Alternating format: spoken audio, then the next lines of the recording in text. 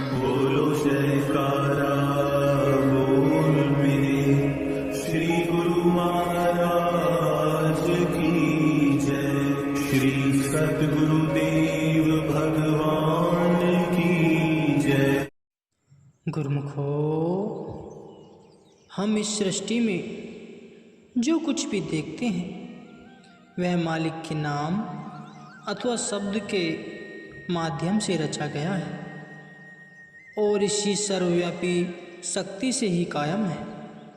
यह शब्द या नाम हमारे घट में निरंतर गूंज रहा है।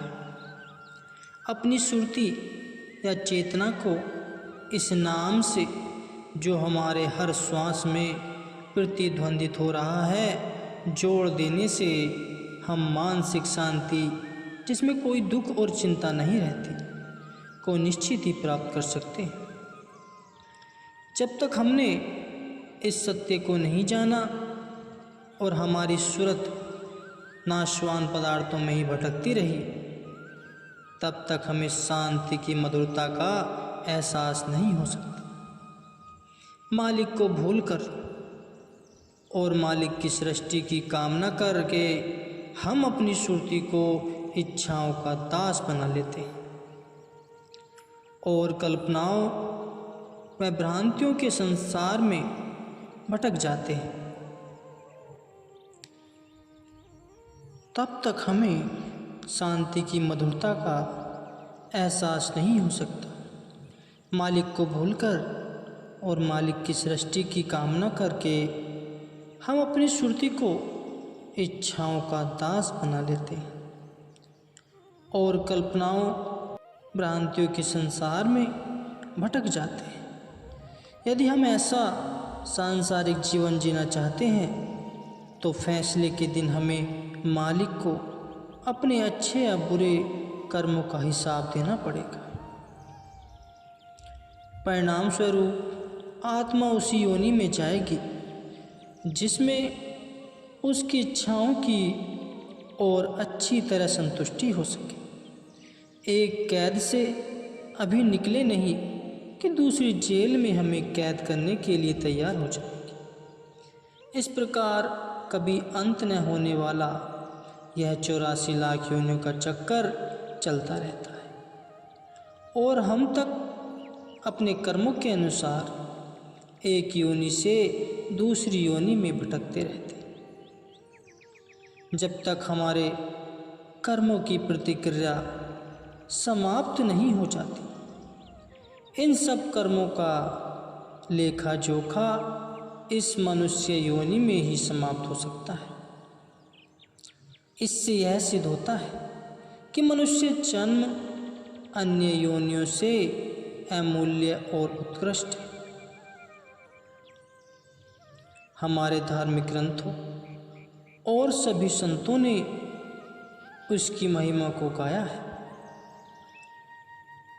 कबीर साहब कहते हैं, कबीर मानस जन्मो दुर्लभ, होई न बारंबार, जीव वन फल पके, भुई गिरही, बहुरी न लागे डार। यह मनुष्य जन्म अत्यंत दुर्लभ है और यदि हमने इसे एक बार विषय भोगों में खो दिया तो दोबारा प्राप्त करना कठिन है। इसी तरह ही जैसे पका फल यदि एक बार भूमि पर गिर जाए तो दोबारा डाल पर नहीं लगाया जा सकता। संत महापुरुष दया से अभिभूत होकर हमारी वर्तमान दुखपूर्ण दशा पर अफसोस करते हैं और हमें बुद्धिमता से चलने की प्रेरणा देते हैं तथा हमें उपदेश देते हैं कि इस दुर्लभ जन्म को आत्मज्ञान प्राप्त किए बिना यूं ही नहीं गंवाना चाहिए। गुरुमुखो, सद्गुरु में हमारा ऐसा विश्वास होना चाहिए, शारीरिक रूप से हम भले ही सांसारिक कर्मों को करें, परंतु भीतर से हमारा मन मालिक में ही लगा होना चाहिए। जब हमारा सद्गुरु से ऐसा घनिष्ठ नाता हो जाएगा तो हमें कभी नहीं भुलाएंगे। वे शरीर रूप में शुद्ध आत्मा है। उनका उद्देश्य अधिकारी आत्मा को अपनी ओर आकर्षित करके उन्हें सर्वाधार मालिक से मिलाना है। जब तक मालिक स्वयं हमें अपनी ओर नहीं खींचेंगे, हम में उन तक पहुँचने की सामर्थ्य कहाँ है। यह उनकी अपार कृपा है जो हमें अपनी ओर प्रेरित करते हैं। ऐसे हैं सद्गुरु के भेद भरे रूहानी मार्ग। शायद कोई यह सोचे कि सद्गुरु के प्रति उसने अपनी श्रद्धा भक्ति स्वयं बढ़ा ली है, तो यह सत्य नहीं है। वास्तव में यह तो सद्गुरु ने स्वयं अपनी कृपा और प्रेम से हमारे हृदय में अपने प्रति श्रद्धा भक्ति पैदा की है। सद्गुरु मुक्त आत्मा है और ईश्वर के रूप है। उनकी अपनी कोई इच्छा नहीं होती। वे धूर्धाम से इस भूलोक पर केवल एक ही उद्देश्य से आते हैं। उनका उद्देश्य होता है हमारे दुखों को कम करना और अपनी ओर आकर्षित करके हमें शांति और सच्ची शांति और सुख प्रदान करना। इन महापुरुषों के उपदेश बहुत सरल, स्पष्ट और शुद्ध आध्यात्मिक होते हैं। वे हमें बताते हैं कि हमारी दुख और असंतोष की वर्तमान अवस्था का कारण यही है कि हमने अपनी सुरती को भिन्न भिन्न अनेकों विषयों में बिखेरे हुआ है। स्वयं को हमने शरीर, मन और बुद्धि मान रखा है, जो वास्तव में हम हैं ही नहीं। यदि हम इस पर बिखरी हुई सुरती को बाहर से समेटकर अपने भीतर केंद्रित कर लें, तो हमारे चारों ओर भरपूर आनंद और शांति छा जाएगी। जब तक हमारी सुरती आँखों के नीचे निम्न लोकों में रहेगी, तब तक यह विषय सुखों का अनुभव ही करती रहेंगी।